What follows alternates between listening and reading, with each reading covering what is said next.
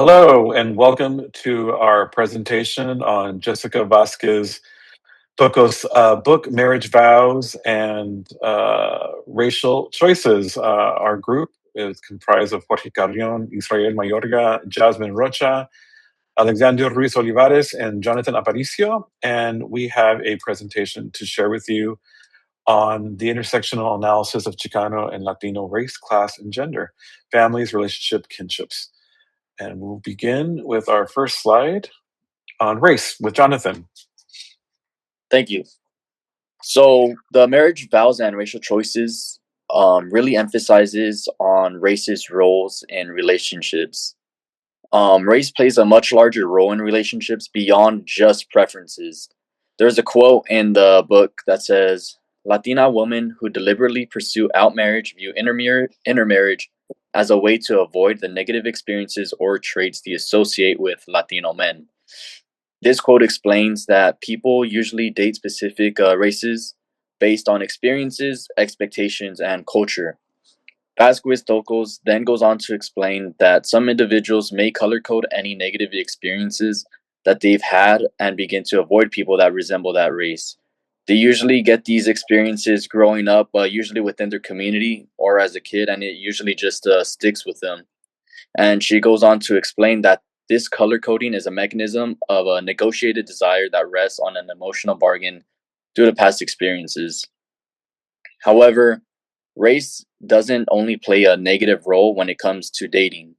Vasquez-Tokos includes passages and quotes from a Latina that she interviewed named Cynthia Herrera Redgrave, who grew up believing in a culture where marrying someone who wasn't Mexican was frowned upon. Cynthia then goes on to explain that upon entering college, she met a diverse amount of people, which opened her views regarding the limited types of people she can date. She then says, in a quote, there are different Hispanics than, the Mexican little community I'm used to. There's a lot of difference out here, and now I'm going, this is just a different world. The reason I selected this quote is because it's significant and it shines light on how truly diverse people can be and how much we have to learn from others. Even within the same race, people can still be different and really shine and show their individual personality and just show how much of a difference there is from what we know and grew up with. And the next slide, for interracial couples, however, were not always accepted. And to this day, some families are still pretty much against it and just will not accept someone if they date outside the race. Back in the late 1960s, however, interracial couples were just straight up illegal. And in the Loving versus Virginia case, this occurred due to the state of Virginia banning an interracial couple for 25 years from the state. The police showed up at their house in the middle of the night and arrested them right there and there due to their interracial relationship.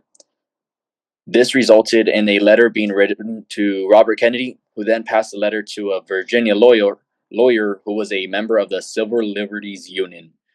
The case was successful and won in the favor of the Loving couple. This ultimately led to a unanimous agreement that state laws banning interracial couples was unconstitutional, and in the end, their love overcame the hardship and racism. Rather than splitting up and going separate ways to avoid the punishment, they chose to remain loving and challenge the laws instead, which ultimately changed the way that marriages and relationships work to this very day. So now we're looking through marriage vows and racial choices through the lens of class. So in this book, Vasquez-Tokos shows that class plays a major role in shaping families, relationships, and kinships. She showcases how marriage it isn't just focused on one aspect or on the basis of love. It's actually also about economic stability and future security. For example, she explains that some people who grew up with fewer resources actually want to marry someone who's either of equal status to them, but mostly someone who is of higher economic status than them. This stood out to me because it shows that choosing a partner is also about safety and creating a better life. We can see this clearly in a story Vasquez-Tokos explains. Her name was Rowena. Rowena grows up with limited financial resources. She wanted to have it better than her mother, and so she had the idea that she would be marrying someone more financially secure than her. She even goes to describe the white men who approach her as people who are already up there, and this shows how class shaped who she saw as a realistic partner and what kind of future felt stable to her. Class also influences family approval.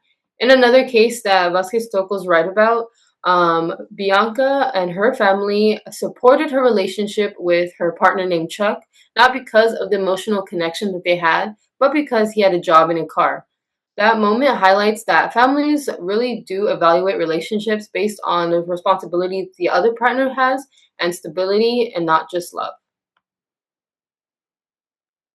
So this is showcased in the Loving v. Virginia case because it connects to class in a different way. So Richard and Mildred were forced to leave their home for 25 years just to be together when the law to enact interracial marriages as illegal. This made them have to leave the state of Virginia, and being removed from their community, this meant losing the community that they grew up in, the support system that was around them, and just generally the resources that they were using in the state of Virginia for stability, especially because they were a working class family. So it wasn't easy for them to just pack up all their stuff and leave to another state.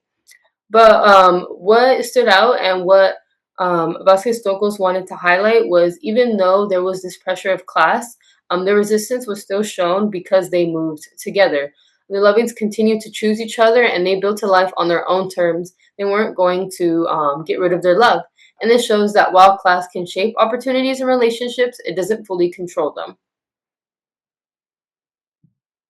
When analyzing families, relationships, and kinships through the lens of gender in marriage vows and racial choices, we were able to analyze how gender norms structure family roles, which often may lead to unequal expectations, levels of responsibility, emotionally, economically, and throughout the text, it suggests on how these norms intersect with race and culture, which may influence partner selection, interracial marriage, how masculinity and femininity presented within individuals lead to racial and gender stereotypes, and how existing cultural heteronormative masculinity influences life choices such as marriage and to even divorce.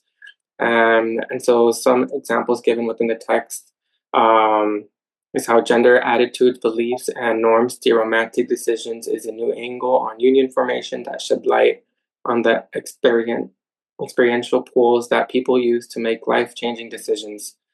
Um, Sharon dated people from numerous racial groups in her second marriage. Sharon achieved what she did not in the first, freedom to live her life outside of the gender norm restrictions that she associated with her Mexican heritage. Sharon asserted herself through divorce, broke bonds, learned about herself, and ultimately entered into a second marriage that was different from her first, reflecting on one's natal family system and willingness to temper one's behaviors or demand different styles of relationships demonstrate the culture, including gender ideals, is not static but changes over family generations. And so her experience was an example on how gender, race, and overall life experiences contribute to making life decisions such as marriage and partner selection. So piggyback on what she mentioned on how ideals are static and change over family generations. We discussed a film that we watched, such as the Latinas and the labor movement, the history you didn't learn by time, and how often women are overlooked. Historically speaking, there has been slight to very minimal mention of women in activism.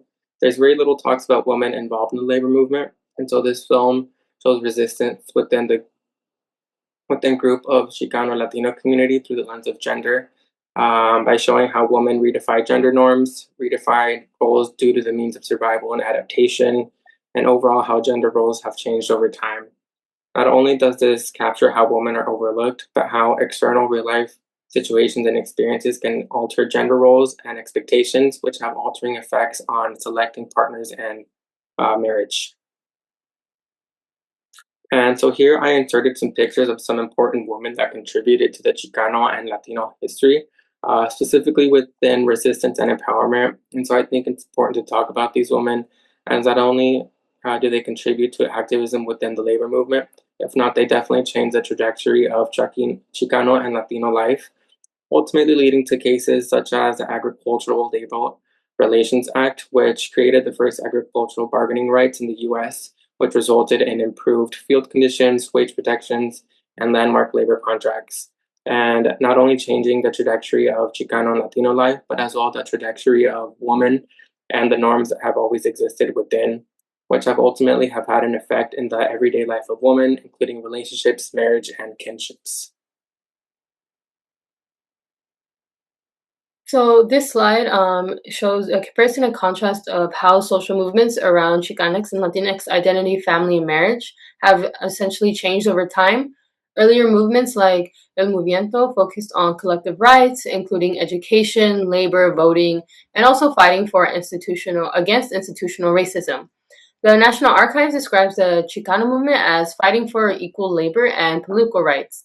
And then later on, there were marriage movements that focused on more intimate rights, or in other words, who has the legal freedom to form a family.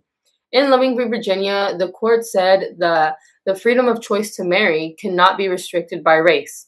This connects to Vasquez-Tokos because she shows that marriage choices are shaped by class, race, gender, and not just love. The local narratives also showed that families judge these relationships through stability and belonging and how much a partner can be able to provide that.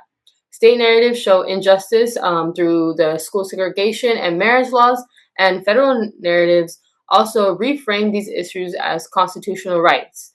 For Chicanx and Latinx communities, the injustices include Mexican American school segregation, surveillance of Chicanx Latinx activists, police violence against them, and class pressure and partner choice.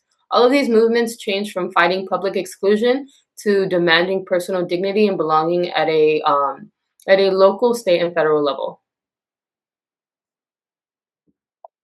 And then this slide explains how public policy supported the Chicanx and Latino communities, but also how resistance pushed these policies forward. So Title VI made it illegal to exclude people from federally funded programs because of race, color, or national origin. And then in education, the Lavi Nichols case said students are not treated equally if they cannot understand English and are therefore denied meaningful education. DACA also gave some young immigrants temporary protection and work authorization. And then the resistance that pushed these policies forward happened through legal ways, through political and protest ways, and then also culturally. The Chicano movement fought for political and social autonomy, even while facing surveillance 24/7 and police brutality. Vasquez-Tokos shows that the personal resistance happened through family choices, like people seeking stability and a better future despite this class and racial pressure. All these policies helped open doors, but the community resistance from the activists and the families are what made society realize that they will continue to demand this dignity and belonging. So for my oral history project, I decided to interview my grandma, Teresa Gonzalez. And the reason I chose her to be the focus of my project is because she had lived a long life and she pretty much grew up in Los Angeles. She did technically move from Mexico to the US, but she moved so at such a young age, at 5 years old, to the point where she pretty much just grew up in the US. And I chose to interview her because not only would it be exciting to know her about her past and her history, but it would be informative as well, since I would be able to apply the lenses and apply the topics and information that we learned throughout this class. Um, One part of the interview that stood out to me while interviewing her was a story she told, and pretty much my great grandma, or Teresa's mom, was working at a sewing factory, and she was being severely underpaid, as were all the other coworkers. My grandma was telling me that, like, when she went to go visit her mom one day, she was passing by other undocumented Latina workers there, and she would ask them in Spanish, like, "Oh, do you guys get paid fairly? Are you making enough money?" And they'd always say no. And when she asked, "Why don't you say anything?" or "Why not?" They would just kind of like shy or back down a little bit. And this was because they were in fear of getting deported, since they were undocumented, and they feared that if they were to ask their employer about it or stand up for themselves, that they would suffer consequences. My grandma, however, knew this was unfair for not only the workers, but of course for her mom as well. And so she ended up confronting the boss about it. And the boss, sure enough, buckled down. And shortly after, he ended up compensating by giving Teresa's mom and all the other workers the pay that they were owed for the past year. And from that point on as well, they started to get paid the proper wage that they should have from the beginning. And one thing I did find funny about this story too is that while interviewing my grandma, she didn't realize that this was like a systematic racism or racism in like general. To her, it was just wrong. And she didn't stand up for everyone with intentions of being an advocate for rights and rightful pay and taking a stand against racism. To her, she just saw it simply as doing the right thing. And my grandma has always been one of the strongest figures in my life. And even to this day, she remains very motivational to me as well, which is why I decided to interview her for my oral history project. Yeah, for my oral history, I decided to interview a close friend of mine, Leslie Alvarez. She's a Mexican American who was raised by first generation immigrants in the depths of central LA.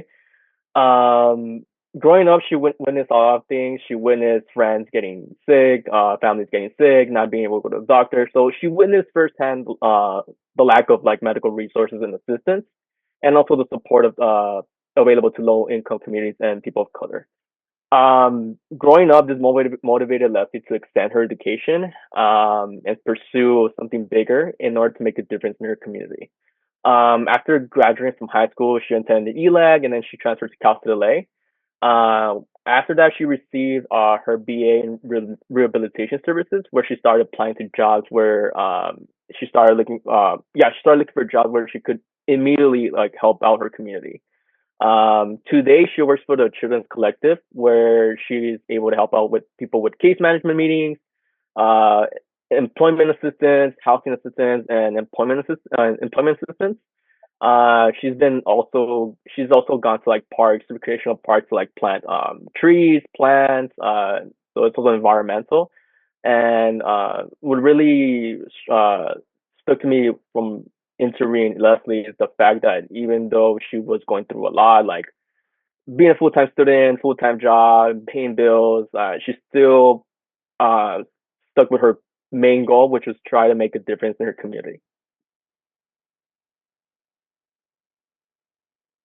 So for my oral history project, I did an interview and I interviewed my best friend, which her name is Mia Islas, and she's a young Mexican American woman. And to me, her life story reflected both pain and strength. And it stood out to me because it showed how identity is shaped by the kind of family that raises you, the kind of culture you grow up in, whether or not you have mental illness, and whether or not your sexual orientation is societally accepted. In my interview, Mia opened up about being the oldest daughter in a Mexican household, living with multiple diagnosed mental illnesses, and also trying to find acceptance in her traditionally Mexican household after coming out as bisexual. What gives her story so much value is that it brings attention to struggles that are usually ignored or misunderstood in a traditionally Mexican household, especially for a young Mexican American woman like her. But what stayed with me was that Mia never stopped searching for places where she could feel seen and heard and valued, and where she can be the person that sees and hears other people as well who have similar backstories to her. Even through all that she was gone through, she continued to care for others. She continued to stay involved in her community and join different organizations and work toward her future that would build not just for her, but for the people that related to her. And this matters because it shows that belonging is not always something that is automatically given to people. This is something that they have to create for themselves. Listening to her reminded me that oral history is important because it helps us see real people behind the themes that we talk about in this class. For my oral history interview, I went ahead and interviewed my mom, Maria. She immigrated to the United States at a very young age and has lived here basically her entire life since then. And so she was able to share how overwhelming the frustration and overall how challenging it was upon moving to the United States. And Her story overall is just one of the many that shows the strengths, determination, and the hard workmanships of integrating in the United States as an immigrant from Mexico. And throughout the interview process, we were able to discuss very systematic and social themes that we as well discuss in class that she's encountered throughout her life, such as racial and gender discrimination. And her narrative overall shows resilience that shaped who she is today and as well adds to the history of the United States. I chose to do a podcast, and because I think the testimonial and technology go very well together. And for me, what I loved about the opportunity to do this testimonial with my best friend, Jose Magana Hartford, as a gay man, our current existence of living in this era where they're trying to erase any kind of narrative that doesn't go against the mainstream, that's heteronormative, that's not white, has been very important to me as a journalist and as a journalism major. I wanted to document all this now because we need these stories. We need to be able to show that the ultimate resistance we have to share is living as our authentic selves. And this semester I learned a term called joteria, which is a study of queer history within the prism of Latinx and POC narratives. And this gave me a chance to finally honor that in a very personal way. And more importantly, what I loved most about this conversation with Jose is that neither one of us has to apologize for choosing to assimilate, and that we've chosen to create our own Latino identity in our way. It doesn't make us any less or more Latino because he's obviously an immigrant from Mexico, as he carefully explained to me, and I'm a first gen American Latino. But the things that we share and the things that made us different were probably the best part of having just a very in depth conversation for the podcast that I am happy to share with the class. Moving on. Oops, that's not what we wanted to do. Moving on to our next thing, our cultural product. Tokos's book was very academic, and we wanted to find a way to make it a little less academic. I think the choice was to create a cultural project that related to people on a much more engaging and entertaining way. And the idea that came up was, why not create a relationship quiz, something that you would have seen in a magazine like in Cosmopolitan or Glamour in the heyday of public publishing. And so this was what we came up with. Which couple is most likely the couple? And we broke down her her case studies into the 4 different profiles that she actually generated herself based on her information. So we have the traditionalists, we have those who assimilate, and those who are equal opportunity, who choose to go out of their actual group, in this case Latinos who actually choose to marry non-Latinos who are people of color, and then the renegades, who are those who actually strictly choose to marry white. And so the article itself offers an explanation of each group, and then you get to take a quiz and see where you land on different questions that promote each one of these different profiles. At the end, you add up all your answers, and that will tell you which group you belong to.